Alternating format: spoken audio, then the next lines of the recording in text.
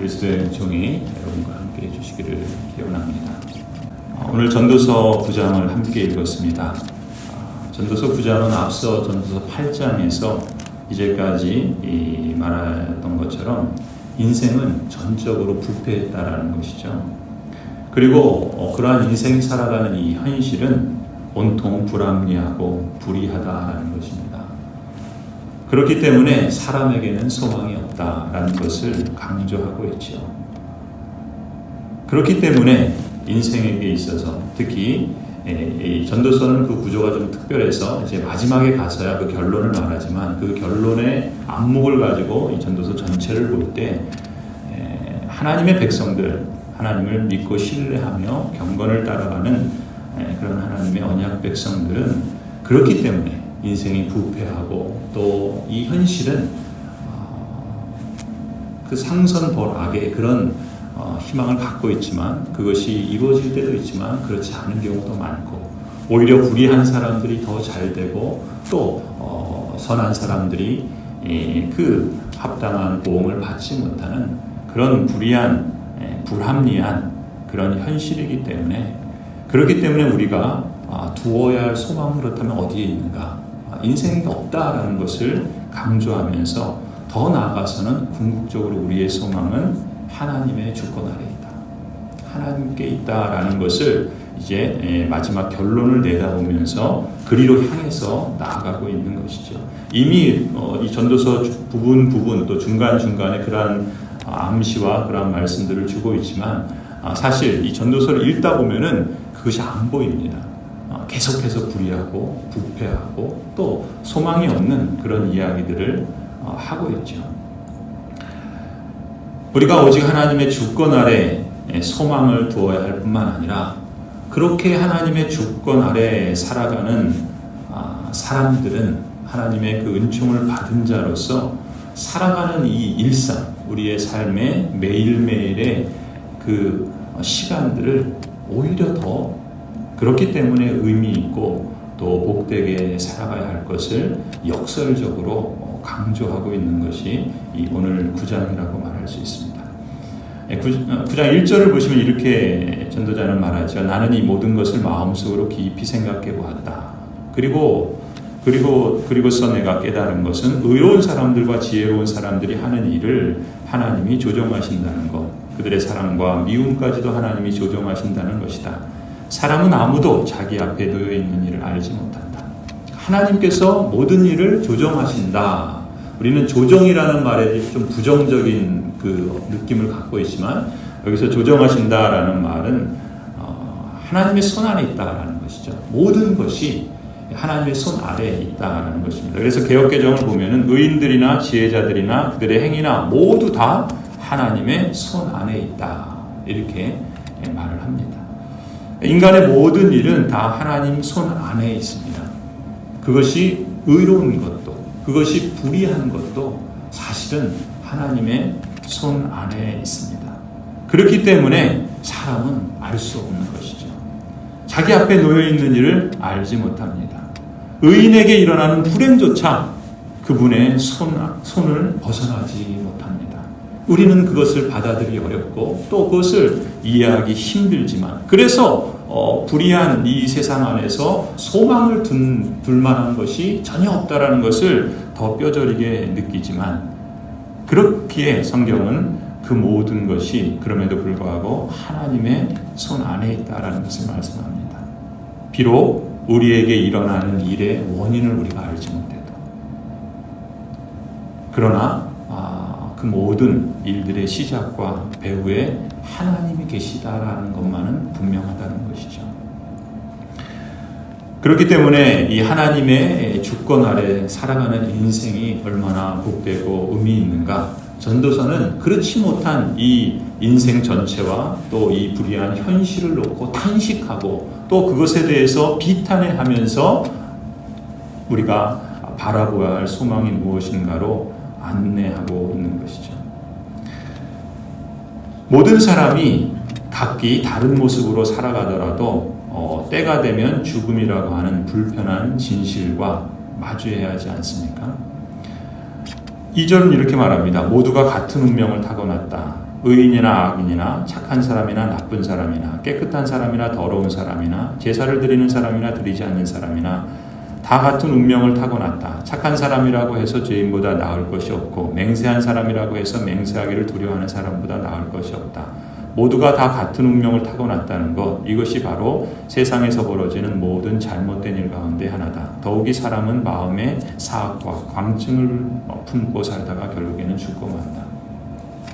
그러니까 보통 우리는 그렇게 말합니다. 권선징악. 그리고 결국 악한 사람은 심판을 받고 또 선한 사람은 거기에 대한 보험을 받게 된다라고 생각을 하지만 현실은 그렇지 않다는 거예요. 그러니까 더 우리가 갈등하게 되고 고민하게 되죠. 아니 우리가 믿고 있는 바는 선한 사람은 잘 돼야 되고 악한 사람은 벌을 받아야 되는데 이제까지 보는 내용들이 뭡니까? 악한 사람들이 더 잘 된다는 거예요. 그리고 잘못을 하면 죄를 범하면 바로 하나님께서 치셔서 그것이 잘못됐다라는 걸 일깨워 주셔야 되는데 죄를 범한 사람이 오히려 더 잘 사는 거예요. 죽을 때까지 잘 살고 죽고 나서도 잘 죽습니다. 그러니까 이게 도대체 뭔가 내가 믿고 있는 그런 하나님이 선한 사람에게 상을 주시고 악한 사람에게 벌을 주신다라는 것이 과연 맞는가? 이런 의구심을 갖게 하는 것이 이 현실이라는 거예요. 현실에서는 그러니까 더 고통하게 되고 더 번민하게 되고 심지어 하나님을 믿는 선한 사람이라 할지라도 거기에 어떤 시험에 들 경우들도 있다라는 것이죠. 그게 불편한 진실이라는 거예요. 더군다나 불편한 진실은 뭡니까? 모든 사람이 다 죽음을 맞이한다는 거예요. 악한 사람만 죽음을 맞이하는 것이 아니라 선한 사람도 의인도 죽음을 맞이한다는 겁니다. 깨끗한 사람도 더러운 사람처럼 죽음을 맞이한다는 거예요. 예배를 드리는 사람이나 예배를 드리지 않는 사람이나 역시 동일한 운명을 타고났다는 거예요. 착한 사람이라고 해서 죄인보다 더 나을 게 있느냐? 그렇지 않다는 거예요. 맹세한 사람이라고 맹세하지 않은 사람보다 더 나을 것이 있느냐? 그렇지 않다는 거예요. 그러니 이 현실을 놓고 보면은 내가 이런 그 권선징악하게 그리고 선한 사람은 상을 받고 악한 사람이 벌을 받을 거라고 하는 그 믿는 그 신념들이 과연 맞는가라는 의구심을 갖게 한다라는 것이죠. 이것이 불편한 진실인 거예요. 그렇기 때문에 신자들도 때로는 이런 현실로 인해서 오히려 괴로움을 당하고 또 고통하게 되고 번민하게 되고 또 흔들릴 때가 있다라는 것이죠. 그러니까 전도자는 계속해서 역설적으로 말하는 거죠. 그렇기 때문에 그러면 내가 이 신앙 다 필요 없다. 이 현실은 다 필요 없다. 그렇게 살아갈 것인가? 그럴 수 없다라는 거예요. 그러면서 이제 마지막 그 결론을 향해서 계속해서 나아가고 있죠. 우리가 믿는 바, 성경이 우리에게 가르치는 바는 무엇입니까? 히브리서는 그렇게 말씀하죠. 한 번 죽는 것은 사람에게 정합니다. 그러니까 모든 사람은 같은 운명을 타고났다는 거예요. 그러니까 모든 인생은 소망이 없습니다. 인생에게 소망을 둘 것이 아니고 인생에게 어떤 희망을 건다라는 것은 그것은 그만큼 불의하고 참 어리석은 일이죠. 왜냐하면 모든 사람은 한 번 죽을 것이요. 그리고 그 후에는 심판이 있다라는 것을 성경은 말하지 않습니까? 하나님의 손은 악인에게는 두려운 심판이요. 의인에게는 하나님의 보호의 손길이 될 것입니다. 그것을 우리를 더욱더 바라보게 하는 것이죠. 그것을 더욱더 소망하게 하는 것입니다. 비록 현실이 당장의 그런 결과들이 안 나타나서 죄에 대한 어떤 심판이 바로 나타나지 않으니까 죄를 계속해서 범하고 그렇게 범하는 인생이 얼마나 소망이 없고 궁극적으로 그 자신이 구원 얻을 수 없다라는 것을 더 뼈저리게 느끼기 때문에 하나님의 심판이 있다라고 하는 그 성경의 선언이 그리고 그 하나님의 궁극적 심판은 의인에게는 보호의 손이요 또 하나님은 악인에게 두려움의 심판을 행하실 것이다 라는 것이 우리가 끝까지 붙잡고 견지해야 될 내용이라는 것이죠. 그렇기 때문에 우리는 어떤 면에서는 교만할 수 없습니다. 그리고 이 땅에 이 인생에게 소망을 둘 수 없습니다. 오직 하나님의 도구로 겸손히 주님을 따라가는 것이 오늘 우리가 찬송이 그런 것이죠. 그러니까 우리를 막 촉구해서 밀어붙이는 것이 아니라 인생의 현실과 이 인생의 그 운명과 이 불의한 현실을 놓고 볼 때 결국 우리가 아무것도 아니다라. 힘이 있든 능력이 있든 많은 걸 수로하든 아무것도 아니다라는 거죠. 하나님의 그 은총 아래, 하나님의 그 주권 아래, 하나님의 손 아래 하나님이 모든 걸 다스린다라는 것을 믿고 신뢰하며 겸손히 주님을 믿고 따라가며 주님을 섬기는 것, 그것을 이제 계속해서 암시적으로 그것을 우리에게 내다보게 합니다. 그러니까 절망이 가득하면 또 불의가 가득하면 빛이 없으면 그 작은 빛이, 그 작은 소망이 훨씬 더 강하고 더 뚜렷하게 보이는 것 아니겠습니까? 저는 그러면서 이 인생이 살아가는 그 모든 운명, 그 죽음이라고 하는 피할 수 없는 그 현실, 그러한 현실이 우리로 하여금 절망하게 하지만 그렇기 때문에 역으로 우리가 이 현실 가운데에서 살아있다라는 것의 가치가 얼마나 소중한가를 또 다시 한번 주목하기도 합니다. 4절부터 6절이죠. 살아있는 사람에게는 누구나 희망이 있다. 비록 개라고 하더라도 살아있으면 죽은 사자보다 낫다. 살아있는 사람은 자기가 죽을 것을 안다. 그러나 죽은 사람은 아무것도 모른다. 죽은 사람에게는 더 이상의 보상이 없다. 사람들은 죽은 이들을 오래 기억하지 않는다. 죽은 이들에게는 이미 사랑도 미움도 야망도 없다. 세상에서 일어나는 어떤 일에도 다시 끼어들 자리가 없다. 전도자는 지금 죽음의 이 잔혹함을 인정하는 겁니다. 그러면서 오히려 역설적으로 살아있는 삶에 대해서도 긍정하고 있는 것이죠. 산자라면은 그렇기 때문에 죽음 때문에 고뇌하기보다 지금 주어진 살아있는 삶, 일상의 그 가치와 감사를 회복하라고 넌지시 제안하고 있는 것이죠. 그래서 비천에도 살아있는 개가 죽은 사자보다 낫다라고 말합니다. 7절부터 그런 말씀이죠. 지금은 하나님이 너가 하는 일을 좋게 보아주시니 너는 가서 즐거이 음식을 먹고 기쁜 마음으로 포도주를 마셔라.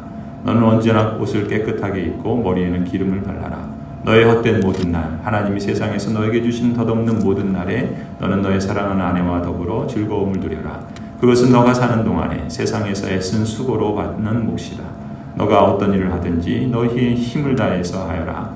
너가 들어갈 무덤 속에는 일도 계획도 지식도 지혜도 없다. 오늘이 우리에게는 참 귀한 시간인 것이죠. 오늘을 소중히 여길 때 소중한 하루가 되리라고 합니다. 무언가를 할 수 있는 기회가 있다라는 것은 살아있는 사람에게 주어진 선물이고 특권이라고 할 수 있겠죠. 하나님께서 몫으로 주신 우리의 삶, 우리에게 허락된 인생의 여정이 얼마인지는 우리는 알 수는 없지만 그 하루하루 그 시간이 얼마나 우리에게 소중한 것이며 또 그렇기 때문에 오늘이라고 하는 일상의 그 가치 또 하나님이 주신 그 주권 아래 살아가는 삶의 소망과 그 안에서 발견하는 기쁨과 감사, 그것을 우리가 늘 회복할 수 있으면 좋겠습니다. 또 이 땅이 소망이 없다라는 것을 우리가 인식하면 인식할수록 궁극적으로 우리에게 부활의 소망을 더 사모할 수밖에 없겠지요. 소망의 날을 앞서 살아간다는 것이 그것이 아니겠습니까? 전도자는 우리에게 역설적으로 이 소망이 부활이 오직 우리의 진정한 소망이며 또 그날을 바라보면서 그것이 우리에게 약속된 것이 확실한 것처럼 오늘 우리에게 주어진 삶의 그 시간들을 가치 있고 또 복되고 의미 있고 또 하나님의 그 주권의 다스림 아래에서 감사와 또 회복의 삶을 살아갈 것을 촉구하고 있다고 볼 수 있습니다. 오늘 우리에게 주신 그 하나님의 삶의 그 은총들을 되새기며 오늘 하루가 하나님 앞에서나 또 사람 앞에서나 성실하고 또 신실하게 살아가는 복된 하루가 되기를 간절히 소원합니다.